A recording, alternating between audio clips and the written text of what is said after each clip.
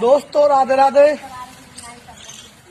दोस्तों बिना सिलेंडर के 4 दिन हो गए बिना रोटियों को।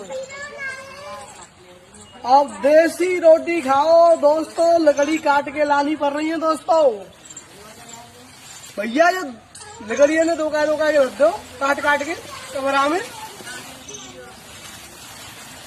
नहीं भैया ये रोटी तो ले जाएंगे और चोटा जो लकड़िया ले जाएंगे। सिलेंडर ना मिल रहे भैया बिल्कुल। भैया लकड़िया काट के लानी पड़ रही है, लकड़िया जब ये रोटी मिलेंगी।